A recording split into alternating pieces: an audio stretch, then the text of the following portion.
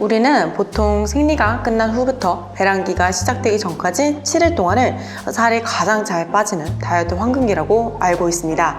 하지만 사실 이 말은 바른 개뻥입니다. 물론 이 시기가 다이어트를 하기 위해 최적의 시기는 맞아요. 하지만 우리가 흔히 생각하는 생리 전 7일 동안은 아무리 다이어트를 열심히 해도 살이 잘 안 빠지는 암흑기고, 생리가 끝난 후에는 다이어트를 조금만 해도 살이 잘 빠진다, 이런 건 절대 아니라는 겁니다.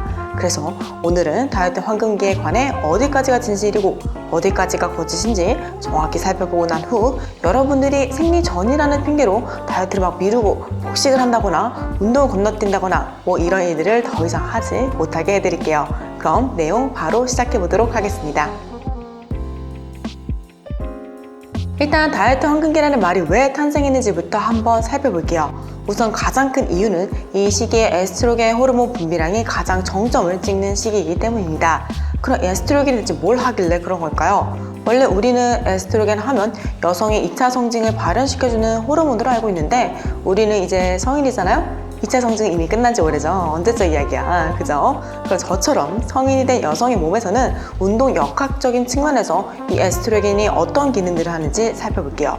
일단 에스트로겐 수치가 높아지면 지구력이 향상되고요, 근기능도 향상되고요, 단백질 합성에도 영향을 미치기 때문에 운동을 똑같이 해도 근육이 훨씬 잘 붙습니다.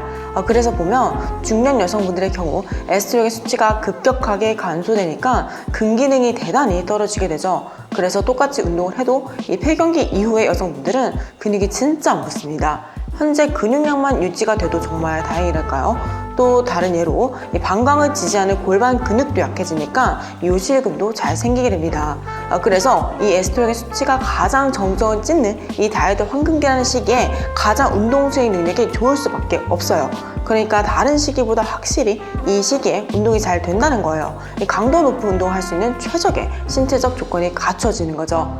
그리고 두 번째로는 이 시기에 에스트로겐뿐만 아니라 우리가 흔히 행복 호르몬이라고 알고 있는 세로토닌 수치도 많이 높아집니다.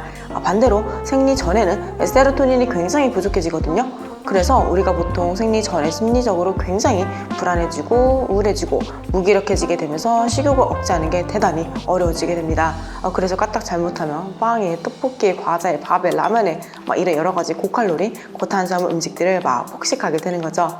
또 셋째로 이 시기에는 기분을 좋게 만들어주기로 유명한 도파민이라는 신경전달 물질도 많이 분비가 되는데요. 도파민은 참고로 우리가 삶의 의미나 동기부여를 찾아서 스스로 삶의 의욕을 고취시키고 성취감을 느끼게 해주는 물질입니다. 왜 우리 살다 보면 이런 날들 있잖아요. 스스로가 너무 멋있어 보이는 날, 오늘따라 땀 흘리며 운동하는 내 모습이 왜 이렇게 섹시한지 도파민이 뿜뿜하는 날이라고 보시면 되겠습니다. 또 위압감이 불타오르는 날 있죠?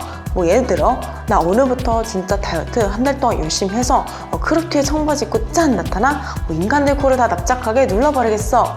역시 도파민 덕분이라고 보시면 되겠습니다. 그래서 실제로 식욕 억제제가 세로토닌이나 도파민과 같은 호르몬 수치를 높여서 이 식욕을 떨어뜨리는 원리거든요. 그러니까 다이어트 황금기란 이 시기에 우리는 굳이 식욕 억제제를 복용하지 않더라도 이 세로토닌과 도파민이 잘 분비가 되니까 다른 시기에 비해 훨씬 식욕을 컨트롤하기가 쉬운 거죠. 그러니까 이 다이어트 황금기라는 것은 엄밀히 말하자면 신체적으로는 강도 높은 운동을 수행하기에 가장 좋은 상태이고, 정신적으로도 역시 다이어트를 열심히 하고 싶은 욕구가 가장 불타오르는 시기인 거죠. 다시 말해 살이 잘 빠지는 시기라기보다는 다이어트를 하기에 좋은 조건들이 잘 갖춰진 시기로 보는 게 더 맞다는 겁니다. 하지만 그럼에도 이렇게 반문하시는 분들이 분명 계실 거예요. 저는 항상 생리하기 전에는 살이 정말 안 빠지다가 생리만 터지면 체중이 내려가기 시작하던데요. 그럼 저는 이렇게 다시 묻고 싶어요. 생리하기 전과 생리가 터진 후에 정말 똑같은 시간과 강도로 운동을 하고 정말 똑같이 적게 드셨나요? 왜냐하면 생리 전에는 자기도 모르게 덜 움직이게 되고 분명 더 많이 먹게 되거든요. 그래서 살이 잘 안 빠지는 거지, 똑같이 운동하고 똑같이 적게 먹었다면 분명 살이 비슷하게 빠졌을 겁니다. 그러니까 생리 전에는 그냥 몸이랑 정신 상태가 다이어트를 하기가 좀 더 어려운 상태인 것 뿐이에요. 왜냐면 저 역시 뭔가 마음이 정말 힘들어도 당장 앞에 중요한 촬영이 잡혀 있으면 어떻게든 의지력을 끌어올려서 다이어트를 빡세게 하거든요. 그럼 살이 생리 전이든 후든 관계없이 내가 얼마큼 다이어트를 열심히 했냐에 따라 결과가 정직하게 나옵니다.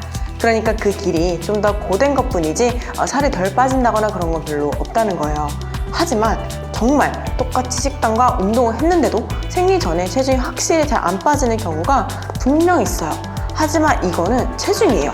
체지방량이 덜 빠지는 게 아닙니다. 이게 무슨 말이냐면 다른 분들에 비해 생리 전에 몸이 유난히 잘 붓는 분들이 계시거든요. 가장 큰 원인은 프로게스테론 호르몬 때문인데 이 호르몬이 수정란이 자궁 내벽에 착상하게 되면 떨어지지 않고 임신이 될 수 있도록 자궁 내벽을 이렇게 두껍게 만들고 자궁을 최대한 안정화시킵니다. 그래서 평소보다 더 많은 영양분과 수분을 몸에 가둬두려고 해요. 그런데 이게 너무 투머치가 돼버리면 막 불필요한 수분까지 몸에 붙들게 되고 자궁을 안정화시키기 위해 그 주변에 있는 장 운동까지 둔하게 만들거든요. 그럼 막 몸이 부으면서 변비도 같이 심해지게 됩니다. 그래서 실제로 체지방량이 줄어들고 있는데도 불구하고 이 변비랑 부종 때문에 체중이 늘어날 수 있습니다. 그래서 이때는 그냥 존버하는 수밖에 없어요. 그냥 생리가 터지기 전까지 정말 열받지만 그냥 존나 버티는 거죠. 생리만 터지면 장운동이 활발해지면서 변비도 사라지고 수분 배출도 원활해지면서 불필요한 수분이 빠져나가니까 체중이 막 내려가기 시작하거든요. 근데 이 과정을 버티는 게 너무 고되다 싶으시면 이 수분과 대변을 빠르게 배출시키는데 도움을 주는 차나 카테킨이나 차전자피나 유산균 보충제나 프리바이오틱스 같은 보조식품에 도움을 받으면 되겠죠. 물론 저는 이 5가지의 몇 가지를 더 챙겨 먹고 있는데요. 덕분에 생리전 부종이나 변비로 고통받는 게 거의 없습니다.